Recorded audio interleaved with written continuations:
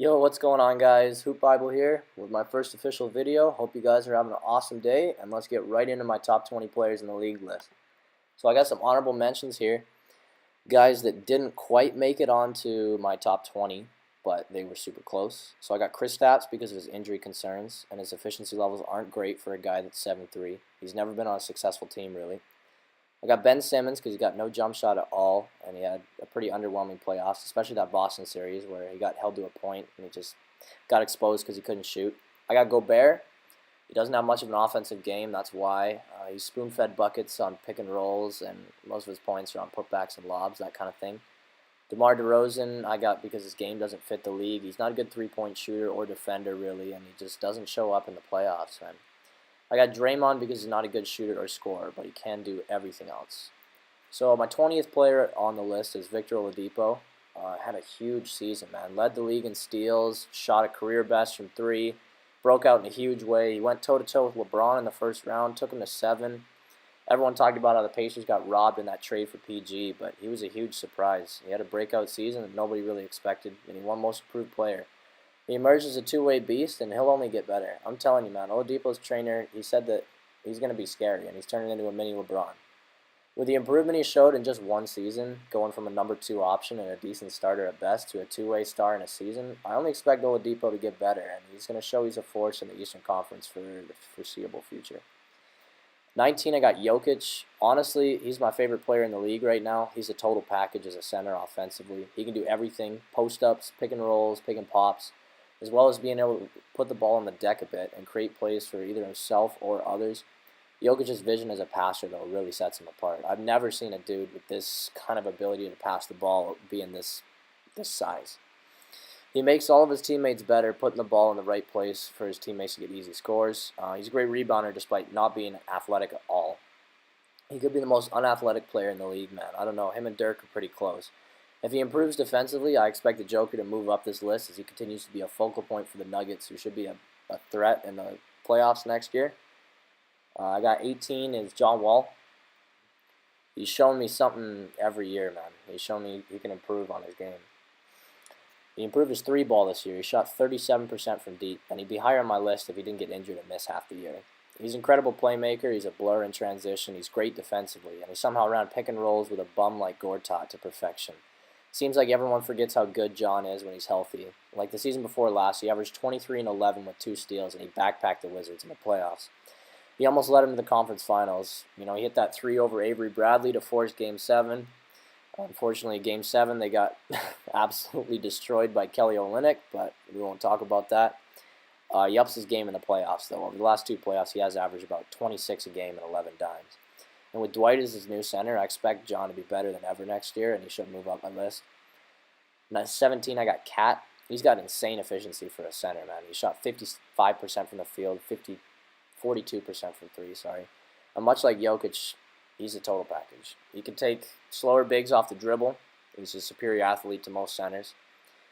He can shoot from deep. He's got one of the best arrays of post moves. He's a great rebounder, and he's putting up numbers in the first 3 years that rival some of the great bigs to ever play the game.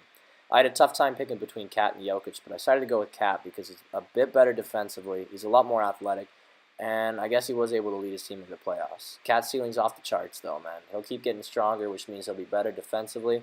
And if he improves his playmaking, it'll make him nearly unstoppable on offense. Cat's got every tool in the toolbox to be a generational player for Minnesota. 16, I got Clay. He had a career year efficiency-wise. He shot 44% from deep, and you got to know how impressive that is, considering how many threes Clay launches a game.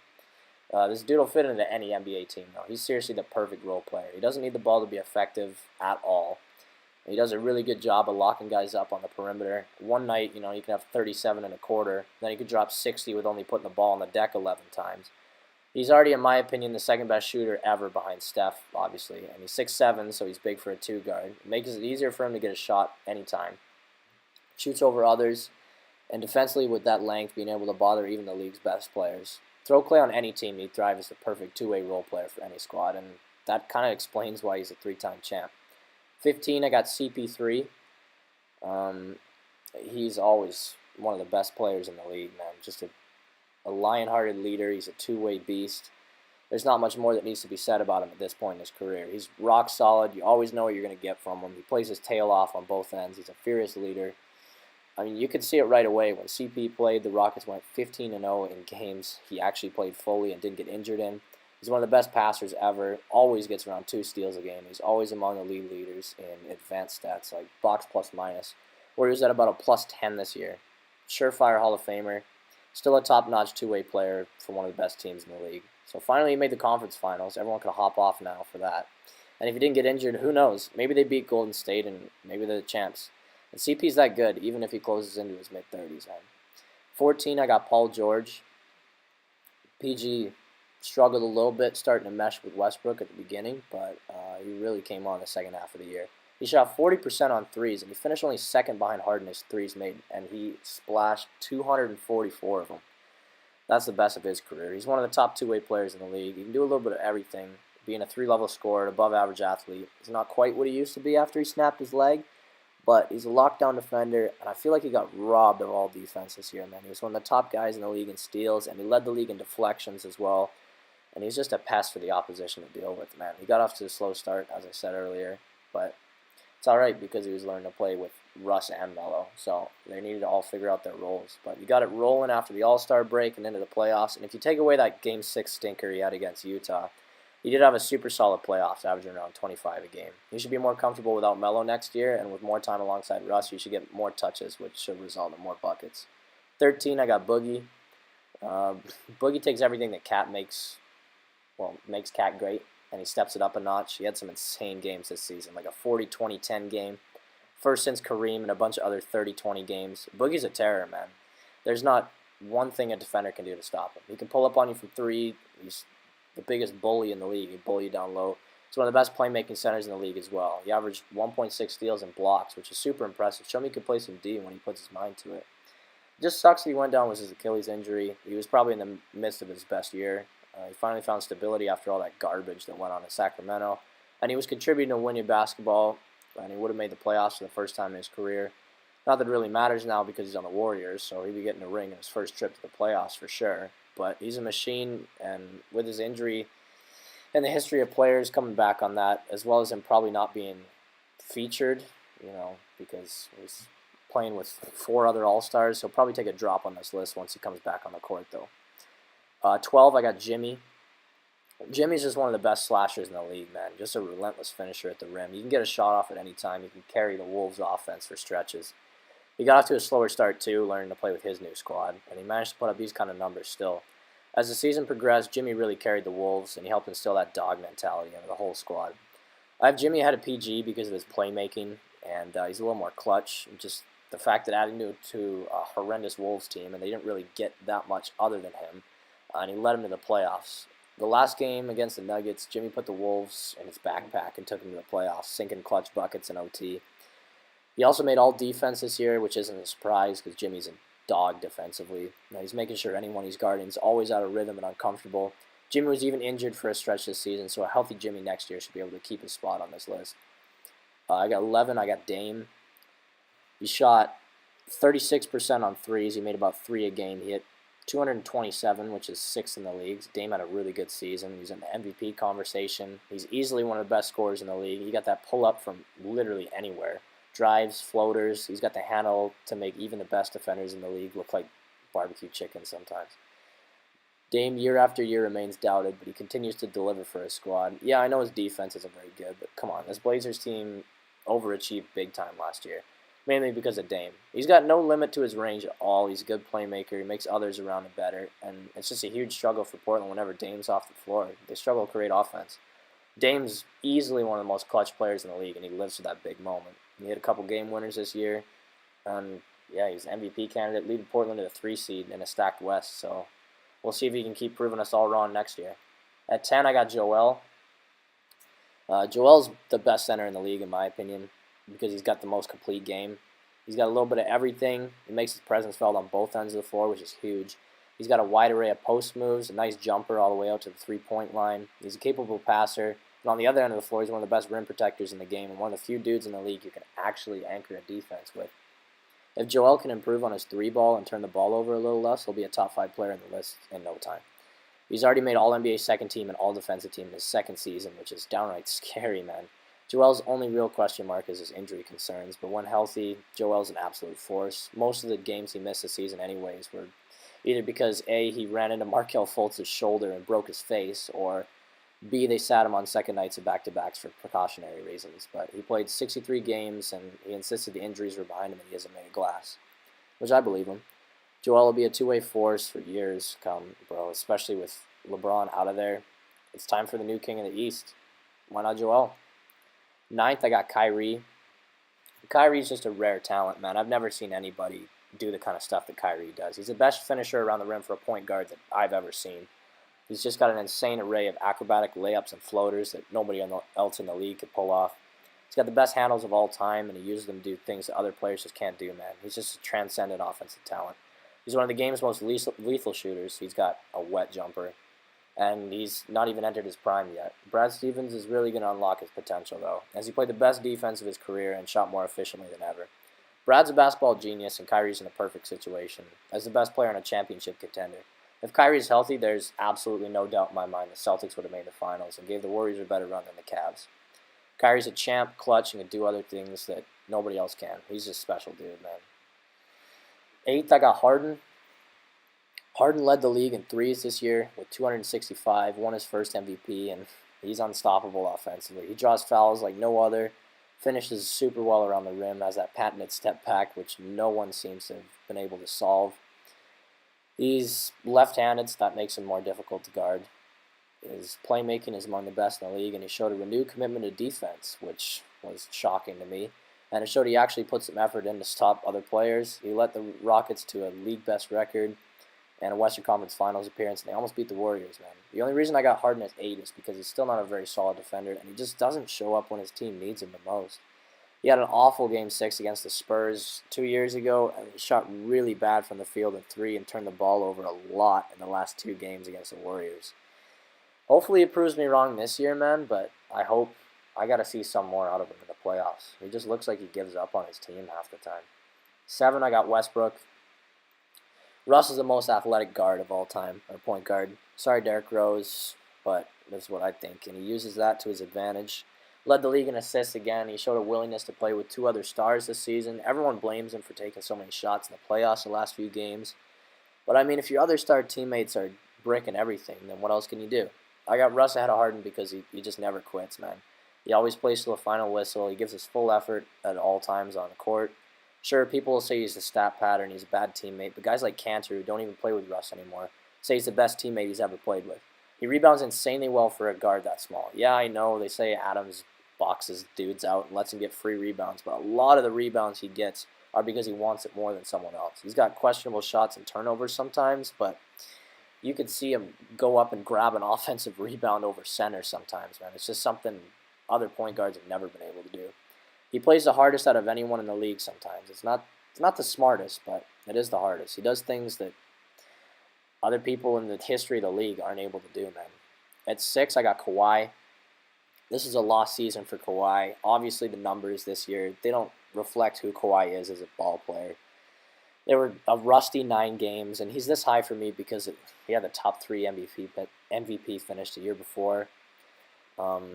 He's just a lockdown defender, unbelievable shooter. Carried the Spurs all the way to the West Finals before his injury by Zaza a cheap shot. And then the Spurs were up 20 on the Warriors in Game 1 of that series. It's just Kawhi was asserting his dominance, and then he just hasn't been able to show that since. But he's lethal from everywhere. He's the best defensive player in the league, in my opinion. If Kawhi's healthy on the Raptors, they'll be a force in the East.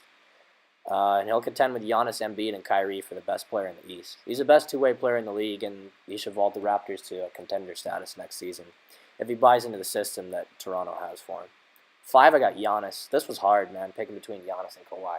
But I'll say this right now. I think Giannis will be the best player in the league very soon. He's got everything you want out of a franchise player. 6'11" monsters that handle the ball like that and are that athletic are just insanely rare. He's led his team in like every statistical category or was near the top. And he's a great leader for the young Bucks. I got Giannis ahead of Kawhi because he's more athletic and a better finisher at the rim. There's a super close between those two, but if Giannis ever gets a consistent 3 ball, he's going to be one of the most terrifying players the league's ever seen.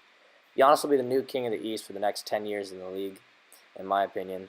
And as a dude is only 23, and he's without a doubt got the highest ceiling of any player in the league. So the Freak should be a favorite for MVP next year, I think. AD, I got at number 4. Shout out to the Brow, dude. He's got no weaknesses in his game at all.